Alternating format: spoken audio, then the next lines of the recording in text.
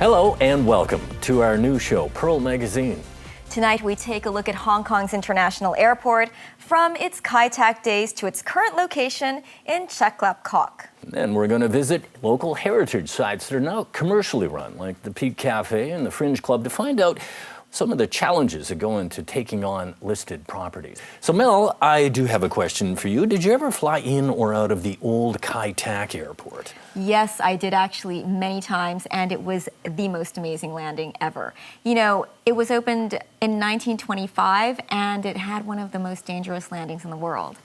And 20 years ago today, Bill Clinton was the first passenger to land at Chek. I didn't know that, but I am aware that you recently spoke with the Executive Director of Operations for our current airport about its future.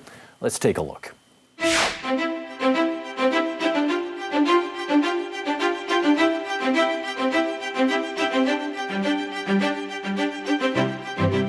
It was a landing to remember. For those who landed in the old Kai Tak airport, looking into people's flats and flying between the buildings was always something to look forward to.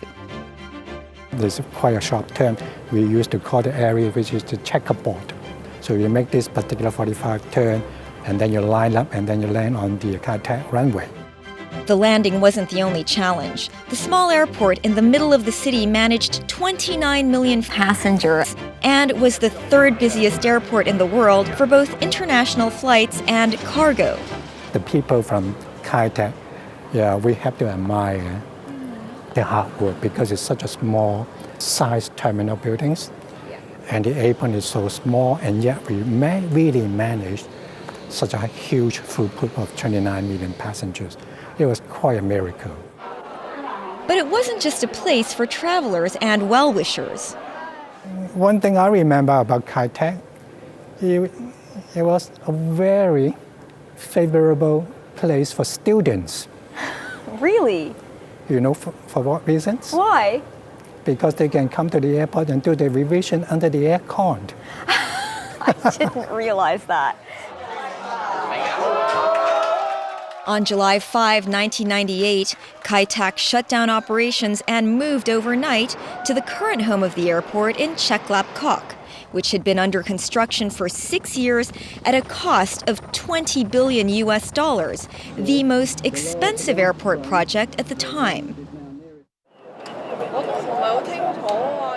On its first day, it suffered a number of technical problems, including the shutting down of its flight information systems, which caused long delays, as well as a breakdown in its cargo link with Kai Tak. I was actually on duty on that day. It was a nightmare. But what I actually remember on that first few days was the overwhelming feeling of commitment, a very genuine cohesiveness among the airport community in getting it right. Everybody didn't sleep for 2 or 3 days, and yet nobody was complaining. The glitches were eventually overcome, and since then, Hong Kong International Airport received a World's Best Airport award over 70 times from various organizations and publications. CK says this can be attributed to their commitment to continually upgrade the infrastructure and technology. We have never been hesitant in investing in enhancing the capacities, our service, ever since we opened. We have the Terminal 2, we have this midfield concourse. Many years ago, we actually started to install the CUS. Now it's being slowly replaced by the iCUS, which is a mobile traditional counter. You can actually scan your passport, issue yourself your boarding pass, and the baggage tag. And it's not just the passengers who are getting improved services. It's also the 73,000 employees who CK refers to as family. He says raising their welfare by providing childcare services, affordable meals, and even areas to rest or nap when needed are key to keeping the airport running smoothly.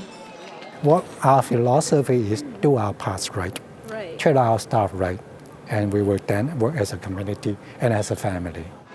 So far, it seems to be working. Last year, almost 73 million passengers passed through Chek, making it the third busiest airport in the world. CK says they have an average of 68 landings and takeoffs an hour. He's hoping to increase this by improving the on-time performance of the airport. For this year, CAD has managed to create another 20 additional slots. As for the issue of Hong Kong's congested airspace being expanded, CK says he expects this problem will be solved. It actually affects the PRD airport and also the whole of the mainland airspace. So it needs to be resolved, and it will be resolved. So CK, you have a $141.5 billion expansion project happening at the airport, and that includes a third runway set to be ready in 2024. What are we going to see with this expansion? What kinds of new technology, baggage handling? Actually, it involves a reclamation about 650 hectares of land, which is roughly about half of the size of the current islands. So we are practically building a new airport in that sense.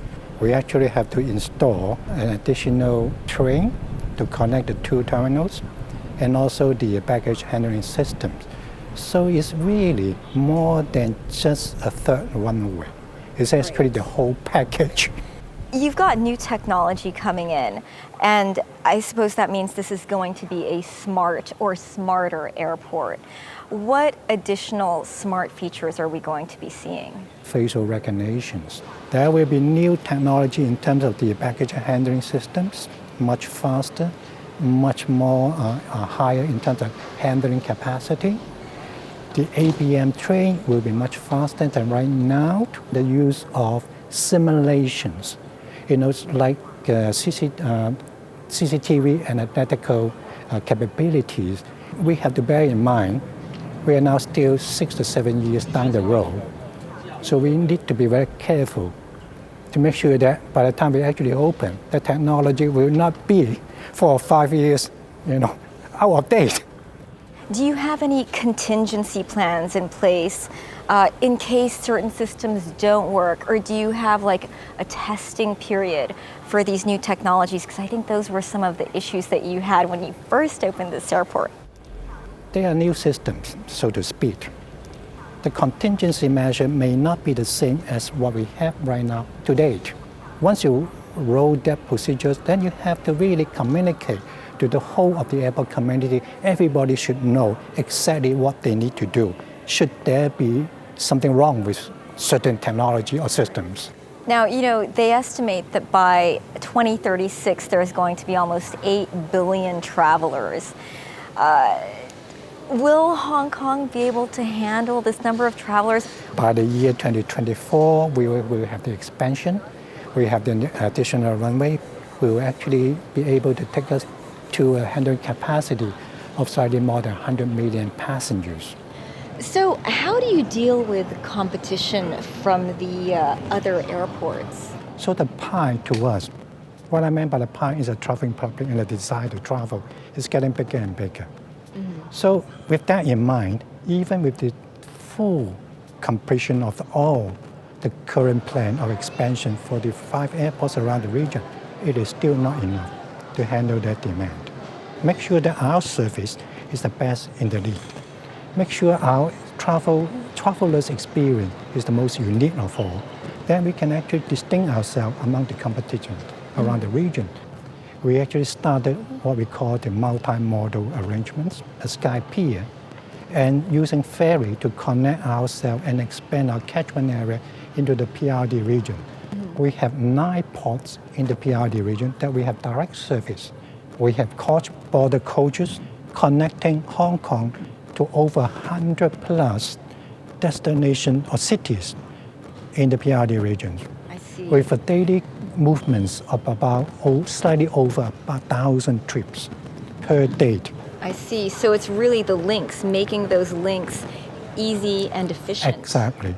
Now with the forthcoming Hong Kong Ji-Hye Macau bridge, that will change the landscape a little bit because now the population in the PRD West can now actually use land link to Hong Kong direct by using the bridge. We will be setting up a lot of what we call the upstream check-in, Okay. all right, in the PRD West regions.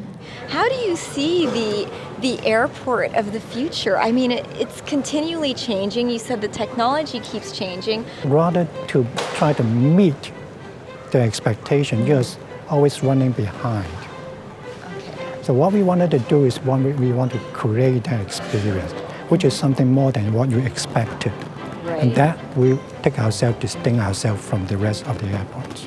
Okay, I look forward to this experience. You know, I'm really looking forward to seeing some of those changes take place at the airport. I've also got to say, I'm quite impressed that they're a company that looks after its employees as well as its clients and passengers. Exactly. You know, they really subscribe to that idea that happy employees make a successful organization, and then, of course, in turn, make us happy passengers. Up next, we are going to take you on a visit to some of Hong Kong's historic landmarks and find out what it takes to run them as businesses.